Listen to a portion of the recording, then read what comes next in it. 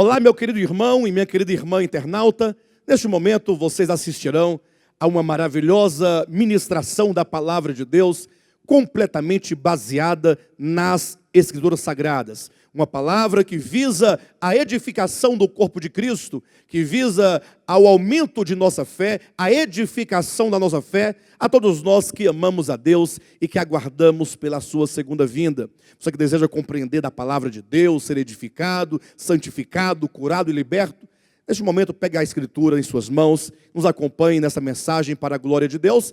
Não se esqueça que no final você pode, inclusive, compartilhar com seus amigos essa mensagem, pode sinalizar com um joinha aqui embaixo do seu vídeo e mesmo tecer os seus comentários em nome de Jesus.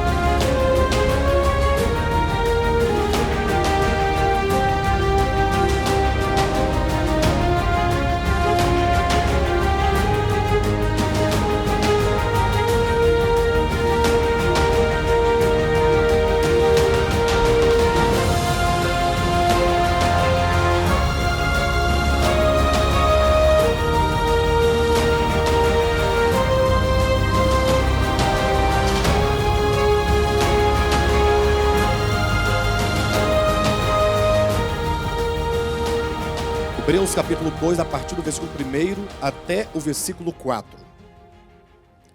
Por esta razão importa que nos apeguemos com mais firmeza às verdades ouvidas, para que delas jamais nos desviemos. Se, pois, se tornou firme a palavra falada por meio de anjos, e toda transgressão ou desobediência recebeu justo castigo, como escaparemos nós se negligenciarmos tão grande salvação, a qual, tendo sido anunciada inicialmente pelo Senhor, foi-nos depois confirmada pelos que a ouviram, dando Deus testemunho juntamente com eles, por sinais, prodígios e vários milagres, e por distribuições do Espírito Santo, segundo a sua vontade. Amém? Queridos, antes de nós tocarmos exatamente aqui nos pontos destes 4 versículos, é importante a gente estabelecer a conexão do capítulo 2 com o que ele disse nos versículos anteriores, ou seja, no capítulo anterior, que é o capítulo 1. Quando se toma ou se retoma a leitura, sempre buscando o contexto, certamente o sentido, o entendimento do texto fica muito mais claro. E assim não fica comprometido a verdade do texto. Então, observe, os irmãos, que o apóstolo começa dizendo assim, olha, por esta razão, importa que nos apeguemos com mais firmeza às verdades ouvidas, para que delas jamais nos desviemos. Ele começa dizendo, por esta razão. Ora, qual é a razão? Ele coloca aqui uma razão, está no capítulo 1, certamente, dizendo que existe um motivo, portanto, para que nós nos apropriemos dessas verdades, nos agarremos a essas verdades, de modo a nunca nos desviarmos dessas verdades apresentadas no capítulo 1. Se nós voltarmos aqui, vamos ver que um dos pontos dessa advertência, e esta é a primeira advertência dessa epístola, ele fará aqui várias advertências ao longo dessa epístola. Ele diz que existe, primeiramente, o falar de Deus. Nós vivemos num tempo de muito privilégio. Ou seja, havendo Deus outrora falado muitas vezes, o certo é que Deus, ele fala aos homens desde sempre. O falar de Deus, que é o meio pelo qual ele se revela aos homens, ele está à disposição dos homens desde o princípio da criação. Agora, esse falar, ou esses falares de Deus, porque são muitos os falares de Deus ao longo da história, eles possuem níveis de revelação diferentes. Então, imaginemos nós que você está lendo a Bíblia e você então lê a história de Abraão. Você fica entusiasmado. Abraão é um homem proeminente nas Escrituras. Então, Os pregadores de hoje em dia pregam acerca de Abraão, falam acerca de Abraão. Abraão é uma figura muito importante no contexto tanto do Antigo quanto do Novo Testamento, uma vez que o nome de Abraão vai aparecer nas páginas do Novo Testamento como aquele que é o pai da fé. Então nós ficamos pensando, poxa, Abraão, que coisa maravilhosa, né? E nós então pensamos o quê? Que Abraão foi um homem muito grande. E aí nós ficamos sempre numa posição um tanto inferior a Abraão. Porque Abraão é um homem da Bíblia, é um homem que foi chamado amigo de Deus. Entretanto, Abraão foi um homem que viveu num tempo em que o falar de Deus, a revelação de Deus para aquele tempo, era ainda um falar muito obscuro, podemos colocar desta maneira. Porque Abraão sequer, ou nem sequer, ele teve acesso à lei. Se nós entendermos que, em termos de escrita, a Torá, Gênesis, Êxodo, Levítico, Número, Deuteronômio, seja a revelação mais rudimentar na sua forma escrita, Abraão nem ao menos teve acesso à Torá. Então, que tipo de falar Abraão recebia de Deus no campo da revelação da pessoa de Deus? Ora, ele estava ainda naquele nível básico de que Deus se revela por meio das coisas criadas e também por meio, talvez, das epifanias, das aparições de anjos, ou que seja do próprio anjo do Senhor que apareceu a ele, eventualmente. E então estava aquela tradição oral ainda daquele tempo. Nós temos a criação, as epifanias e a tradição oral, que começa exatamente com Adão, e em seguida vai passando por todos, por Sete, por Enos, por Noé, e assim sucessivamente. De sorte então que Abraão, embora um grande homem na Escritura, viveu num tempo que não tinha muito privilégio como nós temos hoje. Ou seja, nós que vivemos não somente nesta era do Novo Testamento, porque hoje nós temos os 66 livros da Escritura disponíveis a nós, podemos ler, podemos estudar. Não somente vivemos depois também da encarnação do Verbo, do Cristo de Deus que se fez carne, que morreu e ressuscitou. A era apostólica, porque nós temos o testemunho dos apóstolos, e temos também toda a história da igreja. Nós estamos vivendo, na verdade, no fim desse tempo de privilégio em que o falar de Deus é abundante. Então, não somente nós vivemos no tempo em que o falar de Deus é por meio do seu Filho, isto é, nós temos um falar claro, um falar final, nós temos uma revelação final de Deus nas Escrituras, e ainda temos ainda o testemunho da própria história da igreja, que nos permite compreender essas verdades, como nenhum outro cristão, inclusive, primeiro século, segundo século, compreendeu. Porque por mais que no primeiro século havia ali os apóstolos, mas depois de tantos anos, 2000 anos de história da igreja, nós hoje temos todo esse legado das Escrituras, do Antigo Testamento, do Novo Testamento, do Cristo encarnado, dos apóstolos e da própria experiência da igreja.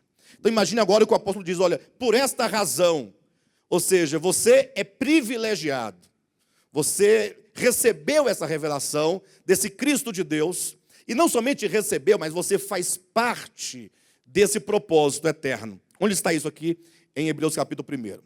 Só acompanha com as vistas aí, para os irmãos perceberem como que o apóstolo aqui, ele vai falando acerca de Cristo, numa ordem progressiva, acerca dos fatos relativos a Cristo. Os irmãos virem aqui, verem no capítulo 1, ele vai dizer no versículo 2, que o Cristo de Deus é aquele que criou o universo. Foi o meio pelo qual Deus criou o universo. Então começa como Criador.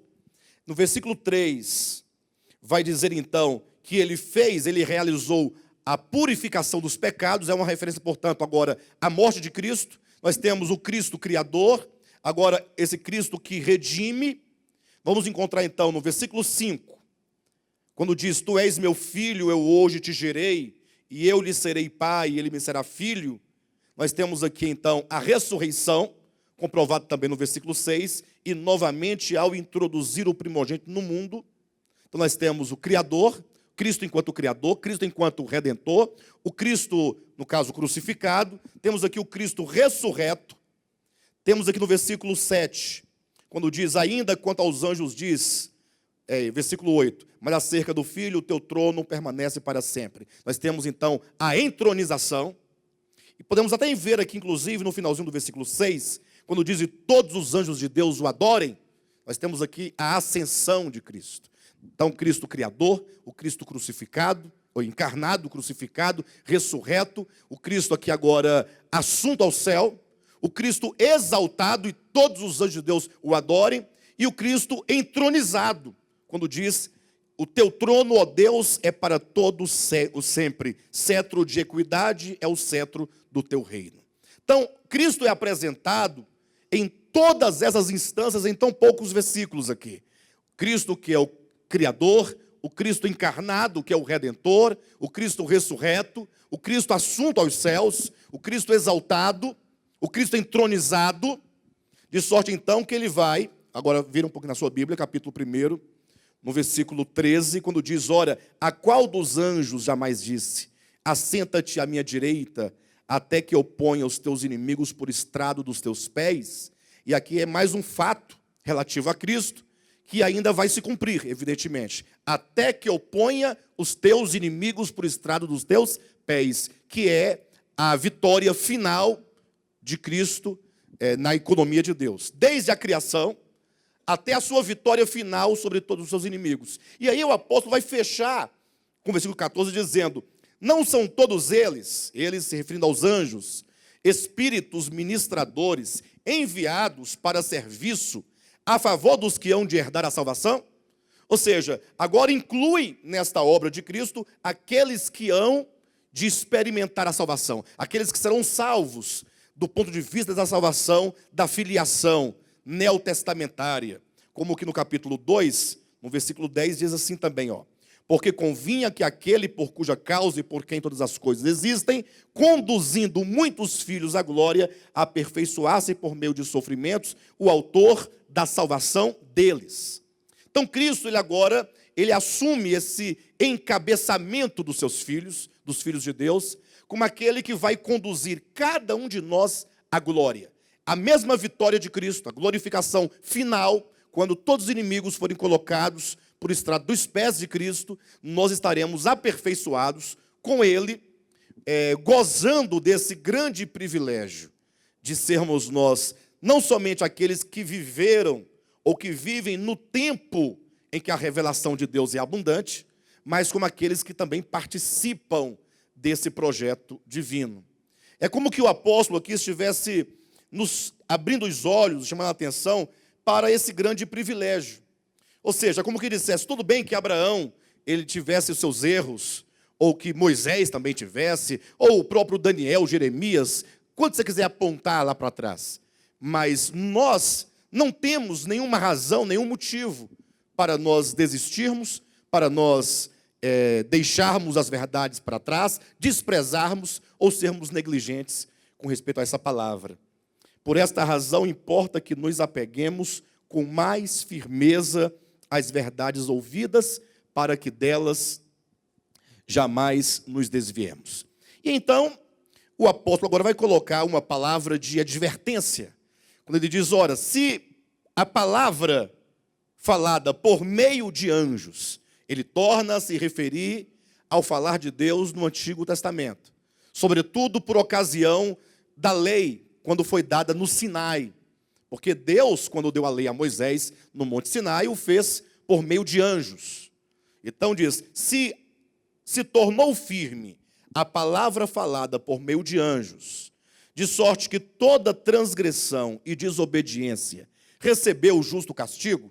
Isso aqui é uma leitura que se faz do Antigo Testamento. Aí eu pergunto: ora, quais foram os castigos? A que castigo ele faz referência aqui? Quando nós lemos a história do povo de Israel, percebe-se claramente que a aliança do Sinai era uma aliança de condições. Ou seja, o cumprimento daquela aliança e a obediência àqueles mandamentos atrairiam a bênção de Deus. Atrairia a bênção de Deus. Ao passo que a desobediência atrairia uma série de consequências, de maldições, como simples e mera consequência da desobediência do povo de Israel. E nesse ponto nós precisamos entender um pouco acerca dessas expressões como castigo divino, como podemos colocar a ira divina, o cálice da ira de Deus, os juízos de Deus. Temos que corrigir o nosso entendimento numa leitura geral de toda a Escritura. Bem, de todo modo, o apóstolo diz que se naquele tempo, com aquele falar, que era um falar simplório, quando comparado ao falar do Novo Testamento, se a revelação de Deus daquele tempo, por mais que não tivesse tanta clareza, se houve as consequências, quando não se atendeu àquela revelação, agora, poderíamos nós simplesmente negligenciar tão grande revelação de Deus, o que significa desprezar tão grande salvação, e ficarmos nós sem o justo castigo, ou que seja a justa retribuição, ou como podemos colocar, sem as consequências dos nossos atos? Irmãos, percebem que ele está dizendo, olha, se lá eles sofreram, o resultado, deixaríamos nós de sofrer porque estamos na era da graça? E aí eu quero dizer para os irmãos acerca um pouquinho essa questão do castigo divino, da ira divina, da justiça divina e, como diz o texto lá também de Hebreus capítulo 10, da vingança divina. Palavras como vingança, ira, são abundantes, não somente no Antigo, mas também vamos encontrar no Novo Testamento. E assim o cristianismo, como tendo recebido um legado do judaísmo, e também um legado do próprio paganismo, acabou apreendendo um Deus, indivíduo, como um homem, que tem uma vontade, a vontade dele é absoluta, no sentido de que ele é Deus. Então, seja qual for a vontade dele sempre vai ser uma vontade soberana, uma vontade santa e perfeita. Mesmo que você não concorde, digamos assim. Mas é a ideia de que o Deus eterno seria um homem, um super-homem, um super-ser, que agora impõe a sua vontade particular, individual, aos homens, à sua criação. E agora os homens são obrigados a obedecer a cada mandamento, a cada regra, a cada determinação desse Deus, para que esse Deus fique feliz e fique satisfeito. E como consequência, ele agora então vai retribuir a sua obediência, te dando vida eterna, salvação eterna, te dando o céu, uma cidade de ouro, onde você vai morar eternamente e andar nas ruas de ouro e tomar banho no rio de cristal. Agora, em contrapartida, é assim que se entende no cristianismo como um legado do catolicismo romano e também indiretamente do paganismo, que o contrário disso, que se a pessoa não atentar ou atender à vontade desse Deus indivíduo que mora em algum planeta distante, numa abóbada celeste, numa cúpula celestial, se não obedecer, então esse Deus vai ficar triste, chateado, vai ficar irado. Por que você não me obedeceu? Quando eu disse para você me obedecer. Então, como eu falei com você e você não atendeu, então não me resta outra coisa senão colocar você dentro de um tacho de fogo, um fogo fervente, como se fosse com enxofre e com os demônios, com aqueles gritos de hiena no seu ouvido por toda a eternidade, porque você ofendeu o meu coração. Não é assim que geralmente se apreende a Deus? Sim ou não? E é até difícil nós pensarmos de outra maneira, porque todo mundo diz a mesma coisa, que é assim. Agora, é preciso nós atendemos ao falar de Deus, para que nós possamos conhecer a Deus. É certo que a Bíblia vai sim usar linguagem como ira, como vingança. Vamos encontrar que a vingança pertence a Deus.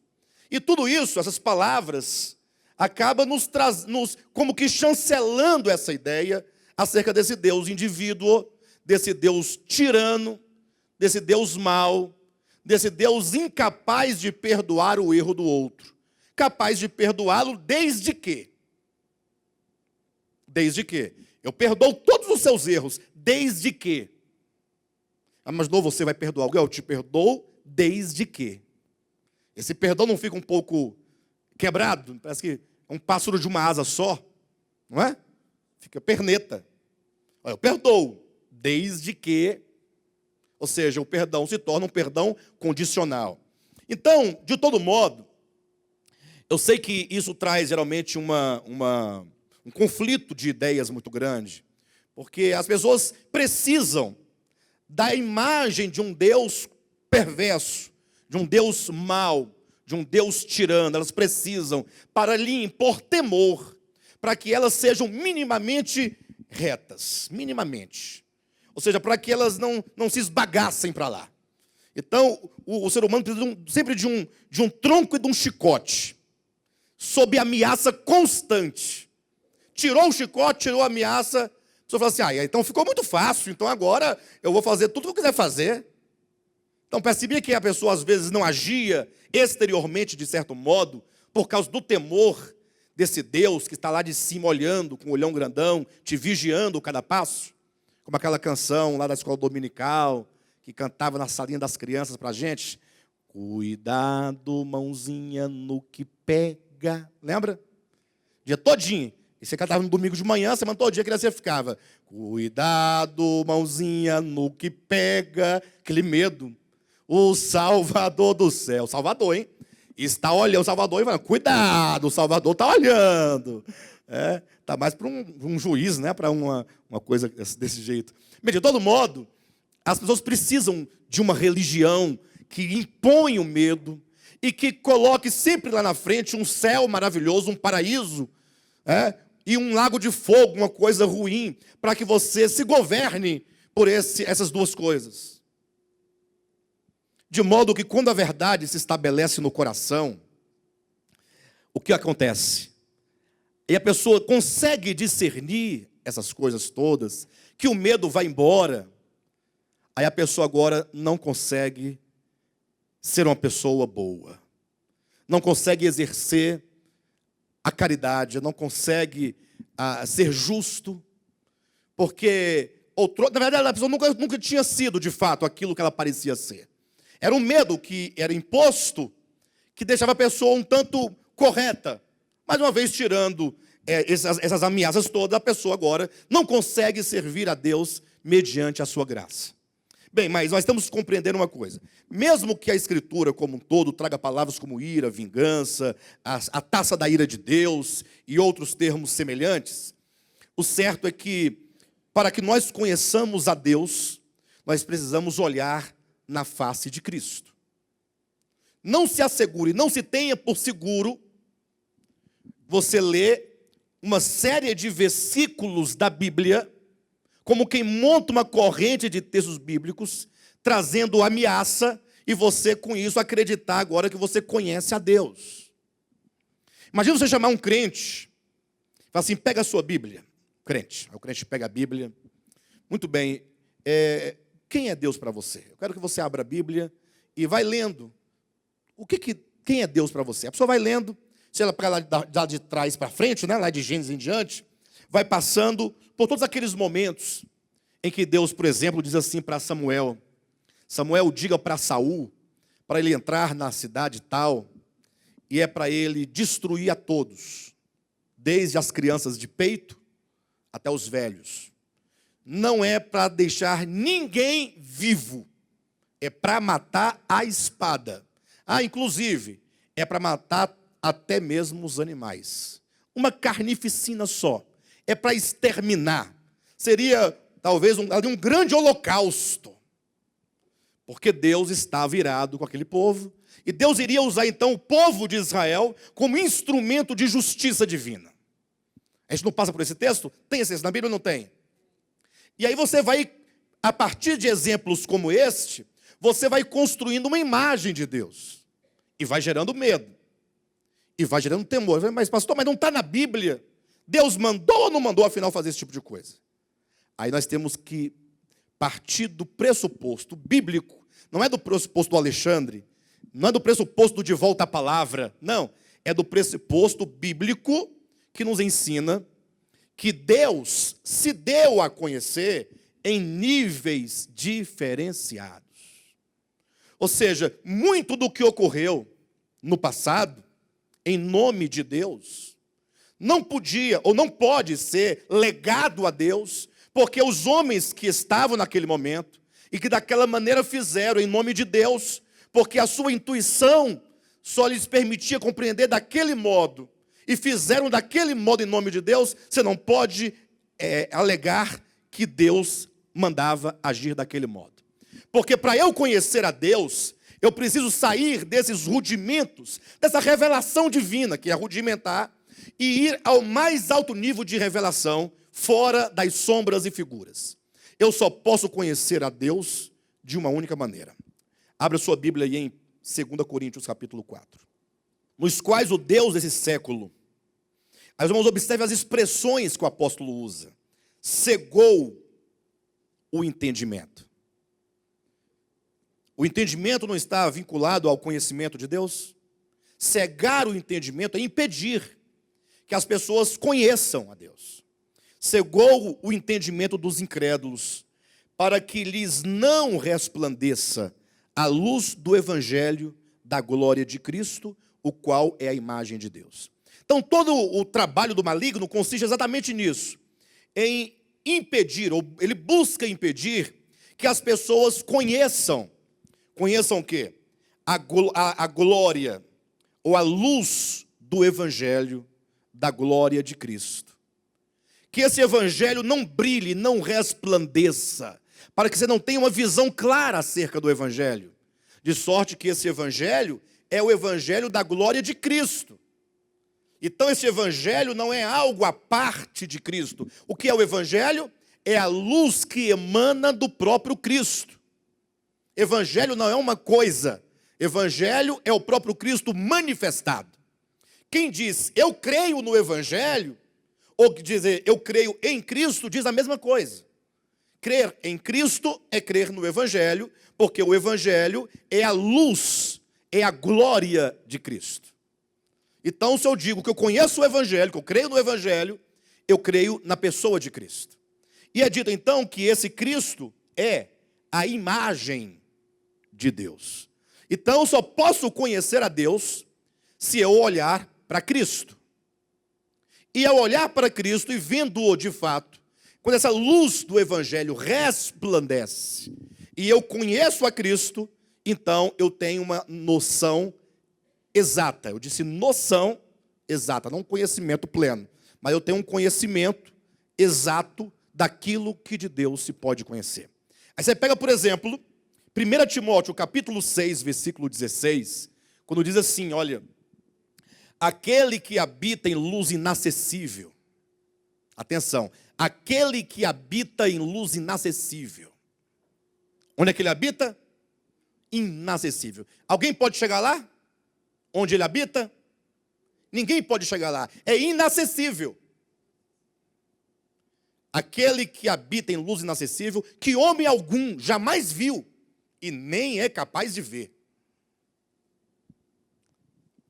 Então esse Deus, ele não está para os homens. Eu só posso então conhecer esse Deus se alguém é revelado a mim, sim ou não? Então este evangelho, que é Cristo, que é a imagem de Deus, é quem nos revela. Olha o versículo 6 do capítulo 4, 2 Coríntios. Porque Deus que disse, das trevas resplandecerá a luz, Ele mesmo resplandeceu em nosso coração. Essa luz brilhou de onde para onde? De cima para baixo? Onde foi que essa luz resplandeceu? Ele mesmo resplandeceu em nosso coração para iluminação do conhecimento da glória de Deus. Onde? Na face de Cristo. Então, irmãos, definitivamente, eu só sei quem é Deus olhando a face de Cristo. Então, eu só posso conhecer o caráter de Deus se eu olhar para Cristo, se eu contemplar a Cristo e se eu ouvir as palavras de Cristo. Por isso que lá em 1 João, capítulo 5, versículo 20, é dito que o Deus verdadeiro, que é Jesus Cristo, ele se manifestou para nos tornar conhecido o verdadeiro Deus. Então eu não posso me basear em Moisés. Ah, mas ele foi um servo de Deus, um servo fiel. É verdade. Dentro do seu tempo, ele foi um homem fiel. E tudo o que ele fez em verdade e em fidelidade e sinceridade. Só que Moisés viveu num tempo em que o falar de Deus era um falar ainda obscuro. Agora, quando eu olho para Cristo, Cristo nos ensina o caráter do Pai. Ele nos ensina o coração do Pai. Ele ensina. De sorte, então, que ele demonstra como que Cristo, ou melhor, como que Deus age frente ao problema do pecado. Aí, para ficar bem prático, basta os irmãos se lembrarem daquele episódio de João capítulo 8, quando levaram a mulher pega no flagrante ato de adultério. E ali o contraste é bem evidente, porque foi dito assim para Jesus: olha, a lei de Moisés manda apedrejar. E poderia até dizer, diferentemente, Deus manda apedrejar segundo a lei, porque não foi Deus que deu aquela lei? Manda apedrejar. E tu o que dizes? Quando coloca e tu o que dizes, gera aqui uma crise. Porque será que Jesus, o Filho de Deus encarnado, vai falar diferentemente de Moisés e da lei e de Yahvé? E agora? Será que há aqui alguma contradição? Eu pergunto, se nós estivéssemos no tempo lá de João capítulo 8, do lado dos fariseus, você acharia que quem estava certo, a lei ou Jesus? Honestamente falando. Os irmãos percebem que aqui, ali havia um conflito entre a escritura hebraica e o Filho encarnado? O conflito está instaurado, mas não há nenhuma contradição no que vai acontecer ali. Ali Jesus falou: olha, eu não te condeno. Eu não condeno essa mulher. Não, mas a lei manda, sim, mas eu não condeno, porque o Pai não condena. Isso não significa que ela deveria se manter no pecado, não é isso. O Pai enviou seu Filho para que o mundo fosse salvo por ele, não para imputar os homens aos pecados. Agora, Moisés manda apedrejar. Eu não condeno. E qual de vocês estão aptos para condenar? Havia alguém apto para condenar? Ninguém estava apto. Então, naquele momento, o caráter do Pai, o coração do Pai é revelado. Alguém fala: pastor, mas o que nós vamos fazer então com os textos bíblicos que falam, por exemplo, como esse de Hebreus? Pode voltar para Hebreus.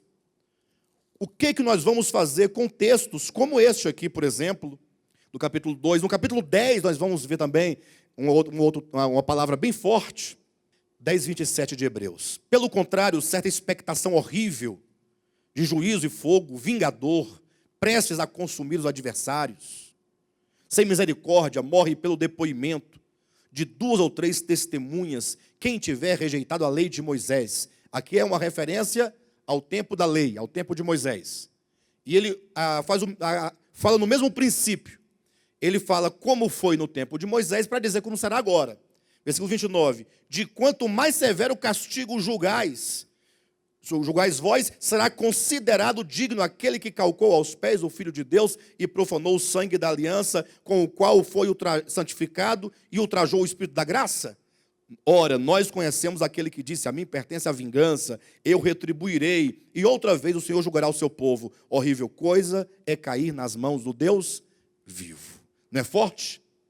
Não impõe medo ou não impõe medo?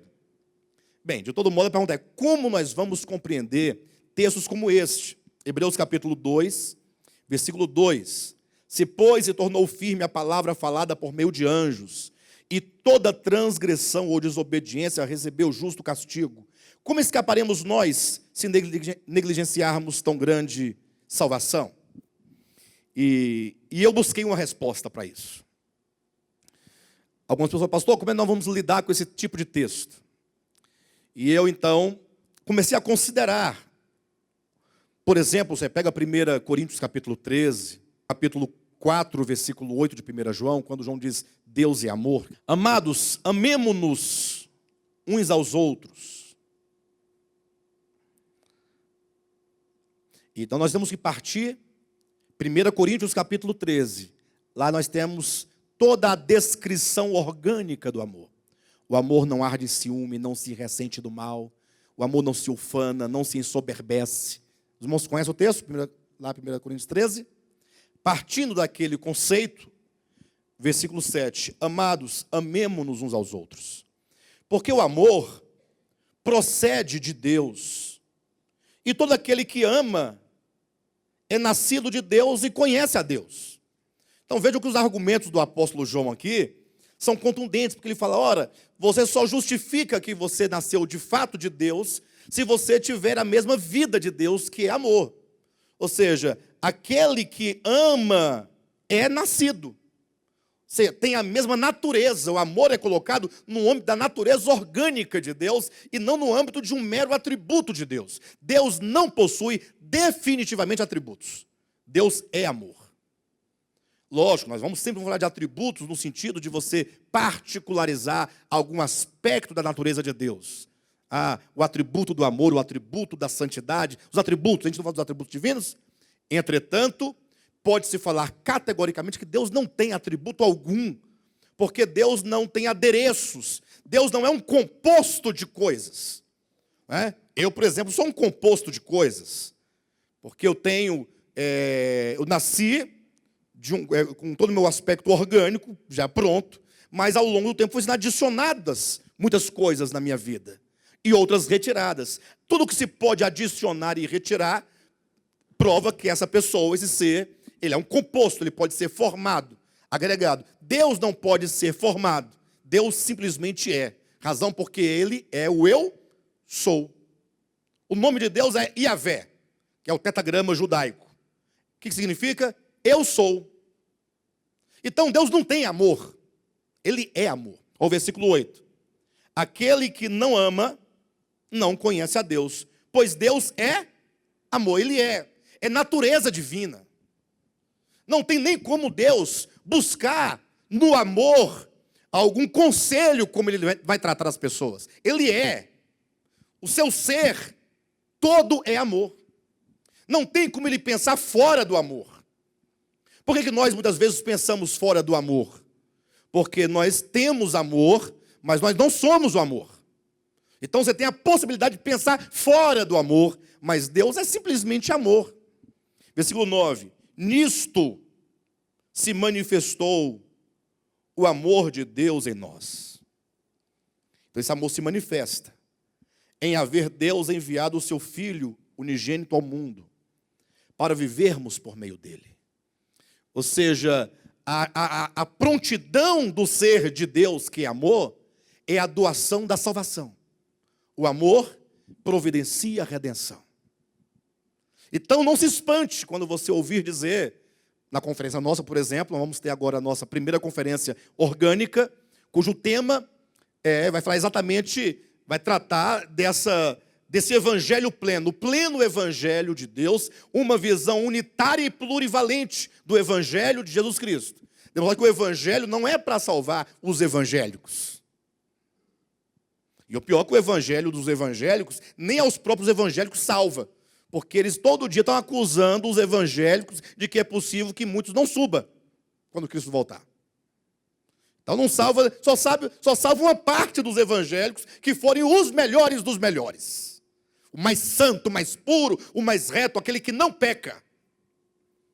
E o pior é que a gente começa a projetar nas pessoas agora essa ideia de querer ver no outro um super-homem. Saiba, você é ser humano. Você erra muitas vezes e ainda vai errar muitas vezes. Lógico, nós estamos dentro de um processo de transformação, de mudança. Mas o fato é que quando Deus olha para você, Ele te vê exatamente como você é, homem. Homem. Então, quando diz aqui que o amor de Deus se manifestou, foi dando o seu Filho unigênito. Olha o versículo 10. Nisto consiste o amor. Nisto consiste o amor. Olha como João vai agora descrevendo esse amor. Como ele se manifesta? Em doação. Ele deu o seu Filho. Agora, em que consiste efetivamente este amor? Versículo 10. Não em que nós tenhamos amado a Deus, mas em que Ele nos amou e enviou o seu Filho como propiciação pelos nossos pecados. Ora, o que quer dizer isso?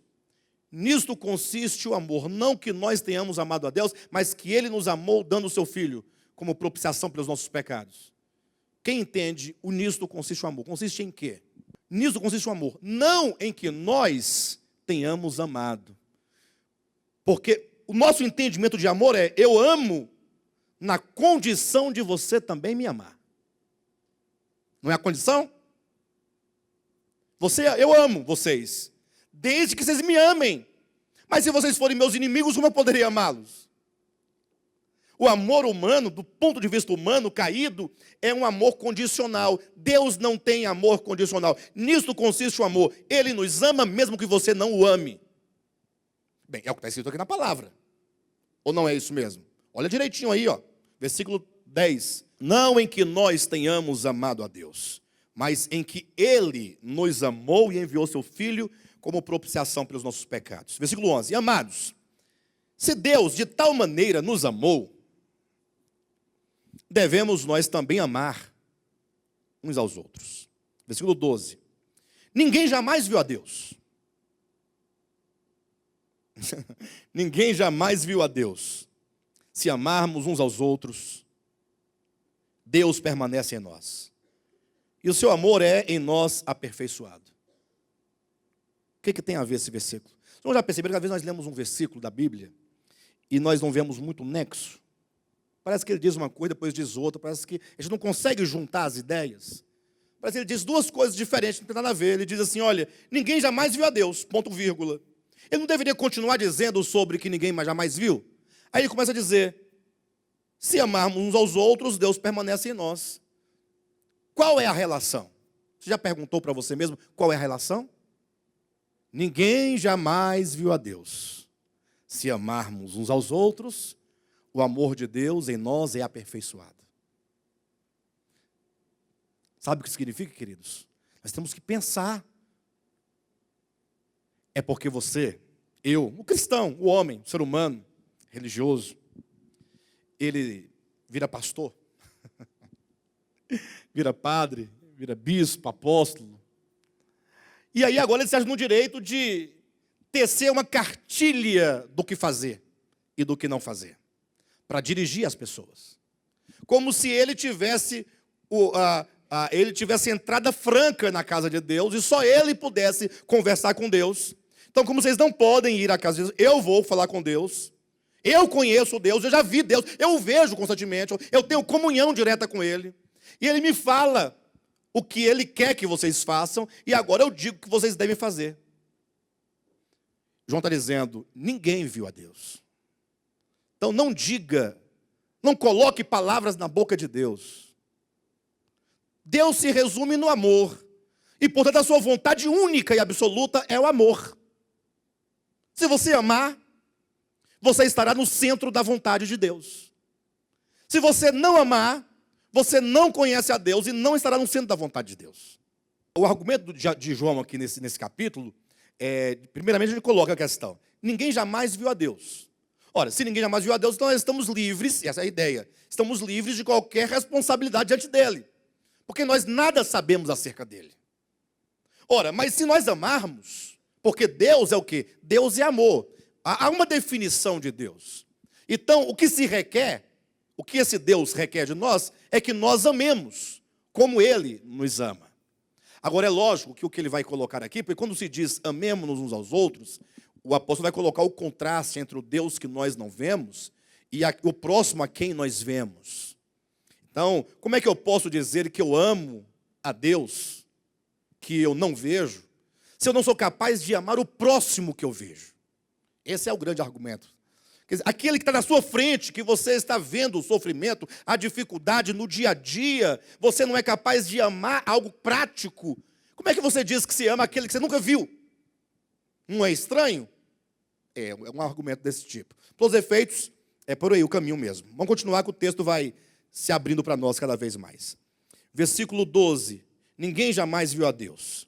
Se amarmos uns aos outros, Deus permanece em nós e seu amor é em nós aperfeiçoado. E o ponto que o Márcio colocou é um ponto muito importante, porque imagine só. Eu sou servo de Deus. Quantos servos temos aqui de Deus? Servo de Deus. Levanta a mão.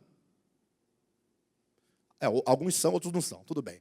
Mas, por todos os efeitos, a questão é, você fala assim, eu sou um servo de Deus. Que bom que você é servo de Deus. Coisa linda, um ser humano diz, eu sou um servo de Deus. Mas, a critério, se você é um servo de Deus, você serve a Deus, não é? Não serve a Deus? E você já viu Deus? Não, nunca vi. E como é que você serve a Deus? Como é que você serve a Deus? É o argumento de João. Eu nunca vi e digo que sou um servo dele. Como eu posso servir a alguém que eu nunca vi? A única maneira é quando eu sirvo ao meu próximo em amor. Servir a Deus, que ninguém viu, é servir a esse Deus no homem, no outro, no próximo. De sorte que somente assim, este amor, ele é de fato um amor dinâmico e real. Quando diz o amor é em nós aperfeiçoado, não é que o amor requeira de aperfeiçoamento, ele é pleno. Quer dizer que este amor, de fato, ele agora se torna algo real, dinâmico e prático. E aí, nesse serviço, há algum valor. Não se pode servir a Deus servindo-o diretamente. Ninguém pode servir diretamente a Deus, até porque ninguém jamais o viu e nem é capaz de ver. Então, esse serviço só se justifica no serviço ao outro, ao próximo, em amor. Versículo 13. Nisto conhecemos que permanecemos nele, e ele em nós, em que nos deu do seu Espírito. E nós temos visto e testemunhamos, que o Pai enviou o seu Filho como Salvador do mundo. Aquele que confessar que Jesus é o Filho de Deus, Deus permanece nele e ele em Deus. Uma coisa interessante, eu preciso tocar nesse ponto agora. Eu estou sabendo que eu estou falando exatamente para explicar como vamos lidar com os termos ira de Deus, vingança de Deus. Vamos chegar lá, tenha paciência. Mas observe uma coisa, nós vamos lidar muito com termos como esses, estar em Deus, Deus estar em nós, permanecer, não permanecer. Não tem esses termos? E aí nós ficamos sempre pensando assim, poxa, Deus, Ele veio, Ele está agora em mim. E agora eu tenho que me esforçar para que Ele continue em mim, porque é provável que Ele se retire de mim. Não temos essa ideia de receber, permanecer e sair? Mas esse receber, permanecer e sair, ele não existe de fato desta maneira, embora o texto pareça dizer isso. Porque essa questão de estar em Deus, isso é uma coisa orgânica de todo o universo. Todas as coisas estão nele. E ele está em todas as coisas. Lógico, não vamos confundir esse conceito com panteísmo. Panteísmo, na verdade, é uma modalidade de pensamento acerca de Deus tão equivocada quanto o monoteísmo é, de certo modo, equivocado. Como é que é? Não entendi. O monoteísmo é uma coisa abençoada, divina, né? Um único Deus. O problema do monoteísmo é que o mundo e Deus são duas coisas distintas, e tão distintas que uma pode existir sem a outra. Porque Deus está aqui olhando para o mundo criado lá. Vocês cuidado que eu posso acabar com vocês. Mas eles estão lá. E não consegue perceber que todas as coisas foram criadas nele. Sem ele, nada do que foi feito se fez. A vida orgânica de todo o universo, em todas as existências, é o próprio Deus. Ele é a vida. Ele é a vida. Você não vai encontrar em nenhum lugar da Escritura dizendo que Deus criou a vida. Eu vou criar a vida, para que as criaturas tenham vida. Não. É categoricamente, Deus é a vida. Cristo é a vida. Eu sou o caminho, a verdade e a vida. Jesus Cristo, o Filho de Deus, é o Deus verdadeiro e a vida eterna. A vida é o próprio Deus.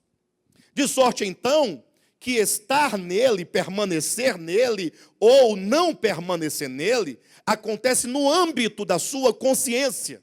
Como diz em Efésios capítulo 4, versículo 18, daqueles que vivem alheios à vida de Deus. Alheios quer dizer que eles, tendo a vida de Deus, eles acabam por ignorar isso, e na sua ignorância, eles vivem fora de Deus. Mas não se pode viver fora de Deus, porque viver fora da vida é ser aniquilado. O que seria a morte eterna, senão o ser banido da vida? Bem, de todo modo, o problema do panteísmo é que ele considera que Deus é a somatória das existências. Então eu sou Deus, você é Deus, a árvore é Deus, a Deus é a criação, é Deus. Então eles conseguem ver a imanência de Deus na criação. É um aspecto positivo. Porém, ele reduz a criação a Deus, então ele tornou Deus nulo e fez da criação o próprio Deus. Já o monoteísmo, que eu falei que é de certo modo um tanto equivocado quanto o panteísmo, ele considera a transcendência de Deus e esquece da sua imanência. Para o monoteísmo, Deus é transcendente, mas não é imanente. Para o panteísmo, Deus é imanente, porém não é transcendente. Os irmãos entenderam? De sorte que ambos os conceitos estão errados. Porque Deus, como se diz que os 3 grandes atributos de Deus, quais são? Todo crente sabe quais são os 3 grandes atributos de Deus. Ele é onisciente, onipresente e onipotente. O que quer dizer que ele é onipresente? Isso é bom perguntar isso numa sala de aula de um curso de teologia. Professor de grego, hebraico, aramaico, divindade, tudo, está lá. Você perguntar o que significa que Deus é onipresente. Vai pegar um pincel no quadro, omni, do latim, todo. Presença, ele está presente em todos os lugares. Você fala, mas que coisa linda, mas Deus, esse é um atributo maravilhoso, de fato, Deus é onipresente, viu, amados? Ele é onipresente. Aí você fala assim, mas ele é mesmo onipresente? Ele é onipresente, a Bíblia fala, é um atributo exclusivo de Deus.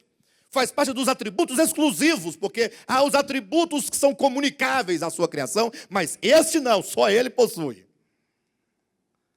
Aí agora entra uma série de contradições. Primeiro porque o cristianismo não pensa que somente Deus é onipresente, porque para eles o diabo também é. O diabo está em todo lugar ao mesmo tempo. Mas voltando aqui para Deus, ele é mesmo onipresente? Ele é onipresente, mas ele está mesmo em todos os lugares? A pessoa vai pensando, está, mas em todos mesmo ou somente em alguns lugares? Não, ele está em todos os lugares. Mesmo no inferno? Não, no inferno não pode estar lá, os demônios estão lá. Então ele não é onipresente? Aí vai começar a corrigir o pensamento. Não, ele é onipresente no sentido de que ele pode estar em todo lugar se ele quiser. Então ele pode, mas não está. Então ele não é onipresente. Ele tem a possibilidade de ser, mas não é. Fala, não, mas ele é onipresente. Ora, se ele é onipresente, não pode haver um átomo sequer no qual ele não esteja. Sim, todas as coisas criadas nele, por isso mesmo. Nele, todas, mesmo no diabo. Mesmo no diabo.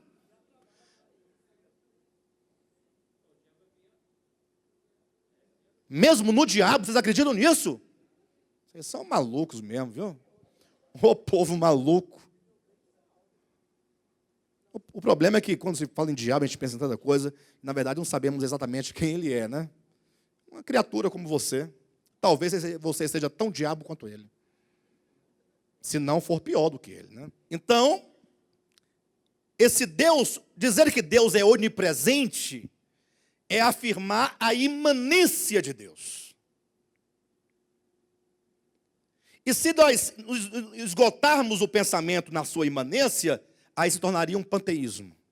Mas não, quando toda a criação acaba, ele ainda é infinito. Ele é eterno. Ele independe de qualquer criatura, de qualquer criação. A criação é um ponto. Não tem nem palavras para colocar. Se eu colocar no universo, está errado, porque o universo é o ponto. Se eu falar no tempo, está errado, porque o tempo é um ponto também. Qual é a palavra que eu posso usar? História é um ponto. Não tem palavra para se referir a Deus. É eternidade. É um ponto na eternidade. Toda criação, toda existência, história é um ponto na eternidade. E Deus é eterno. Então Deus é infinito, nem se pode colocar nesses termos, eu vou colocar, porque nós somos seres humanos, não temos como fazer outra coisa. Mas Deus é infinitamente maior do que toda a sua criação. Eu digo não pode colocar nesses termos porque não se pode comparar o eterno com nada. Qualquer comparação é tola. Por mais que seja grande, ele é infinitamente maior. Boa expressão, mas não expressa o que se quer dizer. Deus é incomparável. Deus é incriado. Ele não é criação. Ele não é criatura. Ele não tem princípio de dias nem fim de existência. Ele é. E alguém fala assim, mas é tão difícil pensar Deus dessa maneira.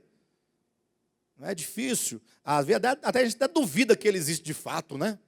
Será que Deus existe mesmo? Ora, como é que eu posso duvidar de Deus? Como eu posso duvidar de Deus se eu estou vendo essa criação aqui? Ó? Nós somos a maior prova de que Deus existe. Eu posso não saber explicá-lo de maneira correta, cabalmente, tudo bem. Mas se ele não existe, então ele existe. Você deve ser ele. Você está aí? Né? Ah, mas quem foi que gerou Deus? Olha a pergunta. Quem foi que gerou o primeiro homem? É a mesma coisa, se não tem nada do outro lado. Então, isso é simplesmente um absurdo pensar em termos de ateísmo, que seja panteísmo, monoteísmo. A verdade é que Deus é a vida que vibra, que vivifica, que pulsa em cada ser, em todos nós. Então, voltando para o texto, versículo 15. Aquele que confessar que Jesus é o Filho de Deus, Deus permanece nele e ele em Deus. Então, esse permanecer e o não permanecer ocorre no âmbito da nossa consciência, tá bom? Efésios capítulo 4, versículo 17 e 18. Versículo 16. E nós conhecemos e cremos no amor que Deus tem por nós. Deus é amor. E aquele que permanece no amor, permanece em Deus e Deus nele. Nisto é em nós aperfeiçoado o amor, para que no dia do juízo mantenhamos confiança. Então tem um dia do juízo, mas Deus é amor, e Ele estando em mim, e eu estando nele, nós temos o quê? Confiança.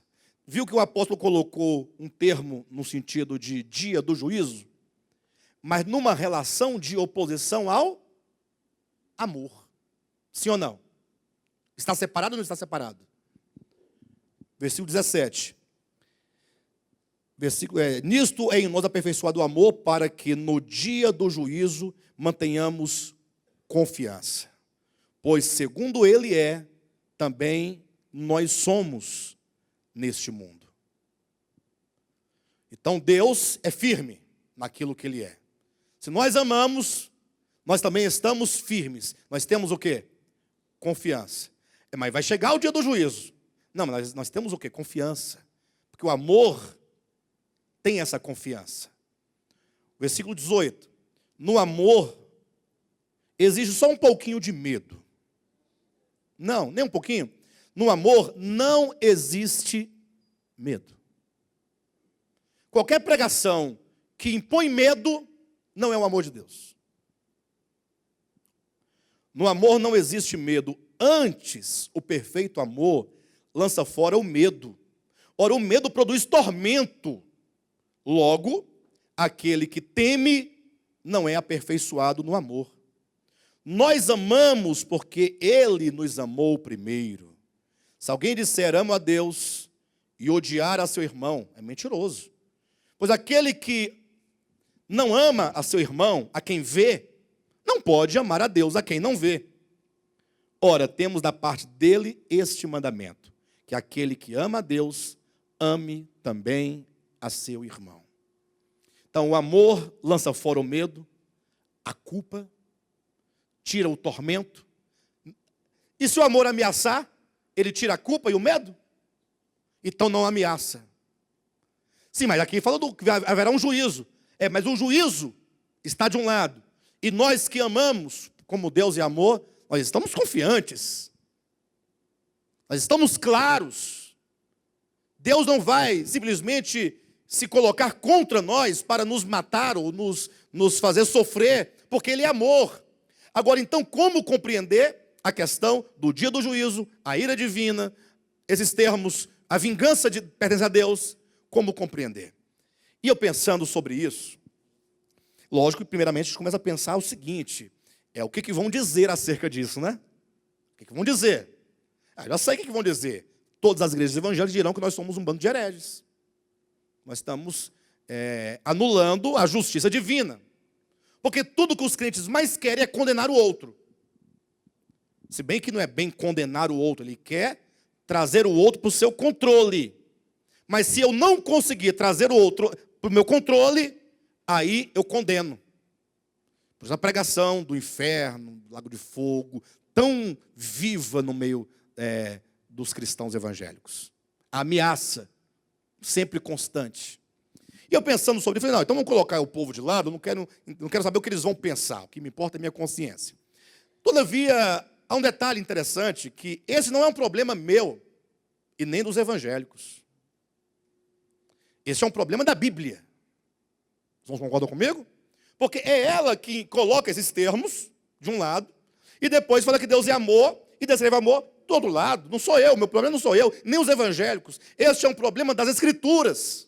Quantos forem ler a Escritura, ou quantos lerem a Escritura do ponto de vista da sua totalidade, vai se deparar com esse problema, essa dificuldade de encaixar as relações. Mas nós vamos conseguir, a Escritura nos dá uma saída. Mas temos que ler com atenção.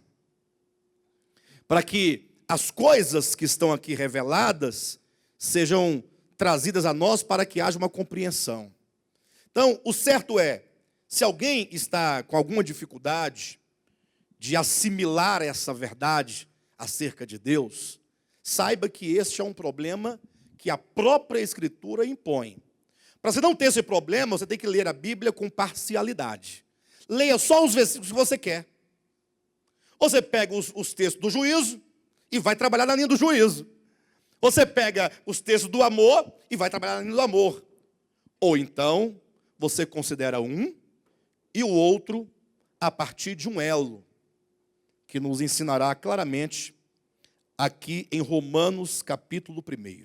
É a partir desse texto que eu consigo compreender a ira de Deus, o juízo divino, a vingança divina, como esses termos podem ser entendidos, atribuídos a Deus sem ferir absolutamente o seu caráter, ou o seu ser.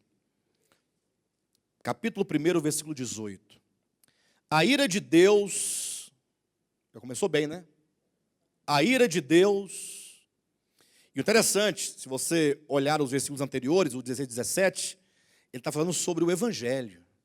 O Evangelho, pois não me envergonho do Evangelho, porque é o poder de Deus, para a salvação ou condenação de todo aquele que crer ou não crer.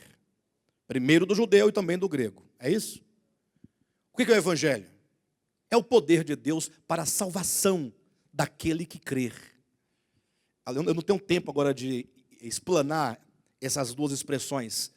O poder de Deus para a salvação de todo aquele que crer. Não é uma questão de você crê ou não crê. Não, eu creio.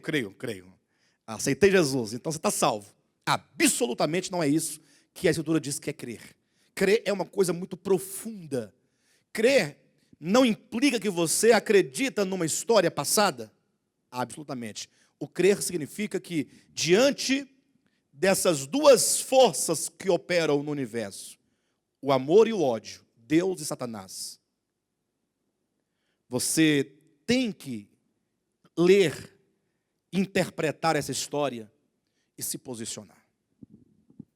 Crer significa olhar para o caráter de Deus, para o coração de Deus, para a verdade de Deus que é Cristo, e falar assim, este é o caminho, não há outro caminho.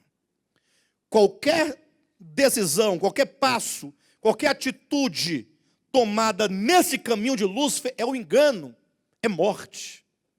Então, crer é você tomar aquilo por verdadeiro no seu coração. É se posicionar ao lado da verdade. E não sorrir da verdade quando a verdade for expressa. Quando a gente diz, por exemplo, que se alguém te obrigar a caminhar 1 milha, vá com ele 2. Se alguém te tomar a sua túnica, dê também a capa. Se alguém te ferir na face direita, deixa que ele bate na esquerda também. Aí você acha engraçado, a pessoa vê. Esse evangelho é muito engraçado. O cara vai me bater na face direita, eu vou voltar à esquerda para ele? Tem lógica? Então eu não creio. Crer não significa absolutamente que eu sou capaz de viver isso neste momento. De sorte que toda vez que eu errar, porque se eu creio na verdade, e eu sou passível de erro, de proceder como o espírito caído de Lúcifer, toda vez que eu cair, porque eu creio na verdade, eu vou ter uma profunda tristeza. Uma profunda tristeza. Não que eu não caia, posso até cair, mas eu não posso concordar com aquela situação minha. Não, eu não posso, isso é algo orgânico dentro de mim. Não tem como eu conceber aquilo com alegria, porque eu não creio. Bem, mas falando do Evangelho, então, Paulo começa a ira de Deus. Então, quando se fala de Evangelho, você tem que olhar que em oposição ao Evangelho, existe o que a Escritura chama de ira de Deus. A ira de Deus se revela do céu contra toda impiedade e perversão dos homens que detêm a verdade pela injustiça. Pronto, então já sei de uma coisa. Que o Evangelho é o poder para me salvar. Ele salva. Agora, o fato é que a ira de Deus, ela se manifesta. Então, eu tenho aqui a ira de Deus, eu tenho a manifestação da ira de Deus, e ela se manifesta ela se revela contra toda impiedade e perversão dos homens os homens que detêm a verdade pela injustiça. Aí quando falo detém a verdade, logo você pensa o quê? Bem, eu sou cristão evangélico, então eu creio em Jesus Cristo, então eu não posso deter a verdade pela injustiça. Eu já estou na verdade. Agora, quem detém a verdade pela injustiça é quem não crê no nosso evangelho. Deve ser quem? Os macumbeiros, os espíritos, os muçulmanos, meu vizinho, aquele que não é crente, o ateu, qualquer pessoa, menos nós aqui. Então, você não sabe o que é a verdade?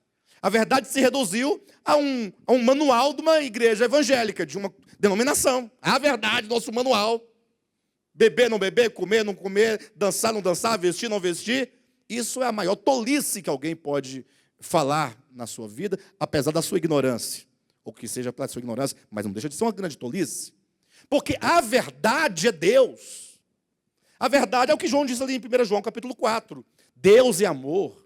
O amor que é Deus, que é o vínculo da nossa perfeição, que é o que nos une, é o que vence a guerra, é o que vence o medo, é o que vence a morte, é o que vence o desespero, é o que vence a doença. Tudo o amor vence. O amor está acima de tudo. Depois que cessarem todas as coisas, ainda permanece a fé, a esperança e o amor, e o maior dos três é o amor. É o fim, é o ápice. Não tem mais nada depois dele. É o amor, é o fim de tudo. Então, a pessoa não pode saber, então, o que é a verdade, se ela acha que a verdade é o seu cristianismozinho. Deter a verdade pela injustiça é aqueles que creem no espírito de Lúcifer, na violência do seu coração, como a única maneira de sobrevivência. E agora eu resisto à verdade de Deus que é amor. Essa resistência, quem assim procede, certamente atrai sobre si o que Paulo diz, a ira de Deus se revela do céu. Agora, vamos entender o que esse termo de Deus quer dizer. Como acontece essa ira de Deus. Nós não estamos negando a ira de Deus, absolutamente. Nós não estamos questionando o quê? Nós estamos questionando o como. que a ira de Deus se revela está aqui. Agora, como eu devo entender essa ira? Como eu devo entender? Se eu entender que tem um Deus, num lugar irado com os homens, um dia eu pego vocês, um dia vocês vão ver, um dia eu me vingo. E no dia que eu me vingar, vocês vão sofrer o peso do meu braço, da minha mão, porque eu já preparei um tacho de fogo fervendo para queimar vossas almas pelas eternidades sem fim. Gente do céu, eu tenho que entender o como é isso. E aí o texto continua dizendo, a partir do versículo 19, o 19 e o 20 vai dizer o seguinte, que nenhum homem pode justificar ter vivido na injustiça contra a verdade, porque não sabia.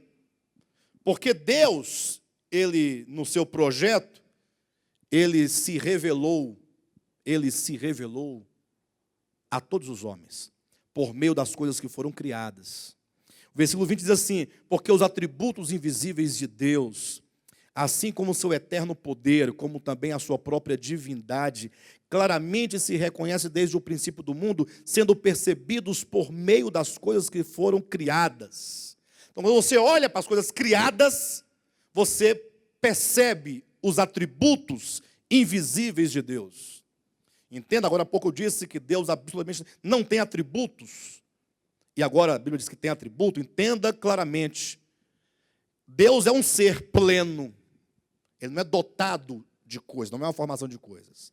Quando se fala dos atributos de Deus, é uma maneira de você se referir a algum aspecto dele. A algum aspecto. Aqui fala, por exemplo, o poder de Deus. Deus não tem poder, Ele é a própria força. Deus não tem uma divindade, Ele é a própria divindade. Não concordam comigo? Ou Deus tem uma divindade? Nós não podemos pensar que Deus é divino porque tem uma divindade. Um rei é rei porque tem uma coroa na cabeça? Não. Porque tem um trono? Não. Enfim. Para os efeitos, versículo 21 diz, porquanto, tendo eles conhecimento de Deus, não o glorificaram como Deus. Aqui está o deter a verdade pela injustiça. Eles, vendo Deus na criação, nas coisas criadas. Quando você olha, por exemplo, para as coisas criadas, uma árvore frondosa, com sombra, com frutos, com medicina, cura nas árvores, não tem? Você não consegue ver o que é Deus? Só que Deus não cercou a árvore. Cercou? Um cercadinho, falou assim, olha, isso aqui é só dos meus filhos. Só os meus filhos evangélicos vão poder ficar debaixo dessa sombra. Colocar aqui um pastor para vigiar a sombra da árvore, o fruto da árvore, a casca da árvore. Porque se passar um ateu aqui e querer um pouquinho dessa sombra, não pode. Quando eu vejo a árvore lá, que Deus colocou, e todos passam, todos têm a sua sombra, todos têm o seu fruto. É só o homem caído que cerca a terra. Esse pedaço é meu de terra. E o rio da minha terra também é meu. E o seu animal da sua terra não pode beber da água do meu rio. É o homem que se apropria das coisas. Deus não colocou cercado nenhum. Eu não vejo o amor de Deus aí? Eu não entendo Deus? Eu não devo reconhecer esse Deus? Só que os homens resistem ao conhecimento de Deus. Eles não querem dar glória a esse Deus. Eles não querem glorificar esse Deus. E quando então eles não glorificam a Deus, olha o que diz o versículo 21. Não o glorificam como Deus, nem lhe deram graças. Nem glorifica e nem agradece. Antes, se tornaram nulos em seus próprios raciocínios. Obscurecendo-se-lhes o coração insensato, inculcando-se por sábios, tornaram-se loucos e mudaram a glória do Deus incorruptível em semelhança da imagem de homem corruptível, bem como de aves, quadrúpedes e répteis. Por isso, versículo 18, a ira de Deus se revela do céu. Nós estamos aqui na ira de Deus. Do versículo 19 em diante, até do 19 ao 21, ao 20, Deus se revelou a todos os homens. Do 21 ao 23, os homens que porventura detiveram a verdade pela injustiça sofrerão essa ira aqui, do versículo 18. Então vamos ver o como se dá a revelação dessa ira? Versículo 24. Por isso, Deus entregou tais homens à imundícia. Primeiro ponto, Deus entregou. O juízo de Deus ocorre na sua passividade. Esta é a saída bíblica. Como assim na sua passividade? Porque Deus, Ele pode pegar todos esses homens maus e perversos que detêm a verdade pela injustiça e tirar da força. Vem para a verdade. Não pode ou não pode? Ele é Deus. Deus faz o que Ele quiser fazer. Mas o amor, Ele não pode impor algo. O amor revela, clama, estende a mão, evangelho, luz, salvação, perdão, misericórdia, graça. Mas esses homens resistem à verdade que é Deus. Aí, sabe o que Deus faz? Vocês querem ir mesmo neste caminho? Então, esse é o juízo de Deus. Então, vão. A ira de Deus se revela nessa manifestação de amor. Deus os entrega. Deus não segura. Deus não retém. Deus não pega pelo colarinho. Não coloca ganchos no nariz. Igual se prega muito por aí, né? Se não vier pelo amor, vai vir pela dor. As irmãs falavam muito isso para os seus maridos não crentes, antigamente. Ou para os filhos rebeldes. Os ganchos. Não. Deus os entregou para suas próprias paixões. Ou seja, Deus nada fará. E esse nada fazer, e esse permitir que eles caminhem, que eles desçam a ladeira, isso atrairá grandes consequências. Porque se Deus é a fonte de toda vida, de toda virtude, de todo poder, a cada passo que o homem se afasta de Deus, mais ele vai recebendo todas as consequências e os resultados desse distanciamento. Saiba que todos os males da humanidade consistem no afastamento da fonte da vida. Então é verdade que, como é que se conclui as Escrituras Sagradas? Toda a humanidade restaurada, a Nova Jerusalém que desce como centro do governo divino sobre a nova terra, e no centro dessa cidade tem a árvore da vida, cujo fruto alimenta essa cidade, que é a igreja glorificada, os eleitos, e as folhas das árvores, dessa árvore é para a cura dos povos. Cura. Essa árvore é o símbolo de toda a vitalidade divina disponível à humanidade restaurada. Porque todos voltarão a ela, esse centro, a essa fonte de vida, esse manancial de águas vivas. Ora, quando o homem se afasta do Criador, e Deus então deixa que ele vá. Deus puxa ele. Eu poderia fazê-lo, mas não seria o amor. O homem que mata uma mulher porque a ama, porque ela queria ir embora de casa, então, se você não é mina de ninguém, porque eu te amo, isso não pode ser amor. O amor diz, vai. Vai sofrer? Vai. Mas o amor deixa. O amor não prende. O amor não segura. O amor não obriga. Porque para obrigar você tem que se impor. E tem que impor o medo. E o amor lança fora o medo. De sorte, então, que, primeiro ponto, Deus entregou tais homens à imundície. Deus entregou o homem as próprias leis da sua concupiscência do seu coração.